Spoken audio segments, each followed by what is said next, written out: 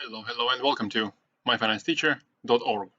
Let's quickly jump into what's happening to gold at the moment. And over the last few days, gold dropped quite noticeably. And as I mentioned in my previous video, for members at myfinancesteacher.org, I had a chance to be stopped out if GDX broke below 33.4.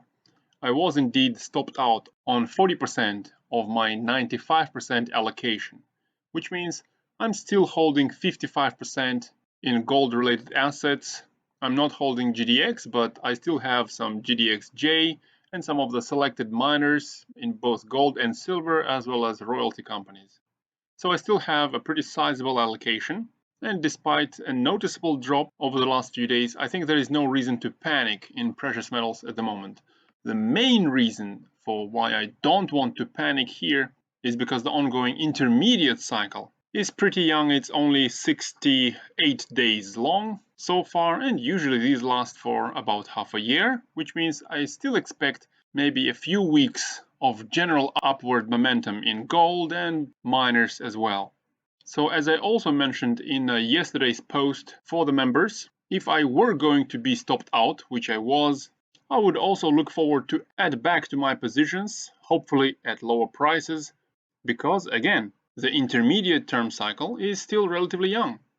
So am I going to add to my positions right now? Let's see. What are the outlooks for the ongoing short-term daily cycle, which has so far been going on for 26 days?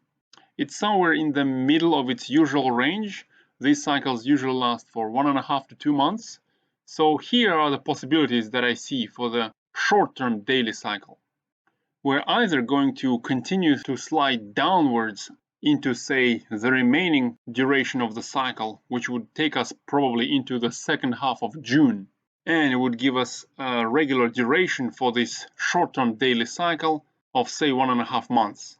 That's actually the middle of June rather than the second half of June.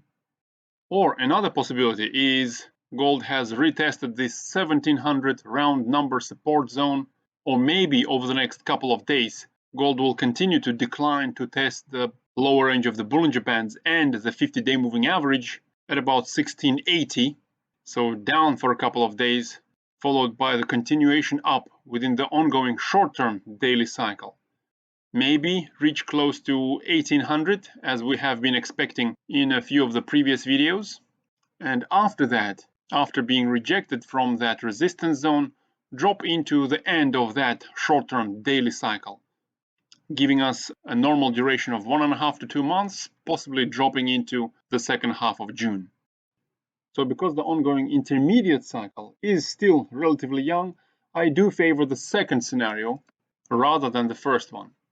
I would say there is 30% chance that gold just continues down from here for more than a couple of weeks, and probably 70% chance that we're going to see gold bounce back up towards the upper range of the Bollinger Bands and possibly beyond that. But before that happens, we might see gold first retest the lower range of the Bollinger Bands.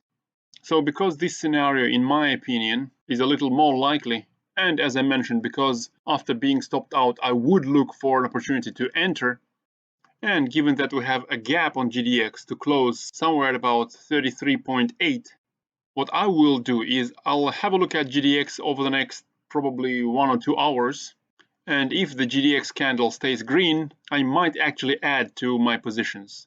Otherwise, I'll probably wait as gold continues to come down to the lower range of the Bollinger Bands, and maybe GDX retests that breakout at $32, where so far today the low was at $32.67. So GDX is actually coming very close to that breakout at $32, and that might be a nice support zone for GDX to bounce up from, maybe over the next couple of days. So if I don't enter today, there'll be no updates at myfinancesteacher.org for today, besides this video. Alternatively, if I do decide to enter back into my positions, if this GDX candle for today stays green over the next couple of hours, then I will make sure to update the members. As a member, if you haven't followed the previous video and didn't sell any of the holdings, I don't think that's a big deal either, because as I mentioned, I would expect gold to bounce up from either 1700 or 1680 over the next few days. So if you are still holding a sizable allocation, that is okay, unless gold breaks below that 1680, in which case we'll probably have to reconsider and discuss the price action again. In either case, stay tuned for an update, but besides that, share your opinion in the comments. Clearly we can all learn from some communication.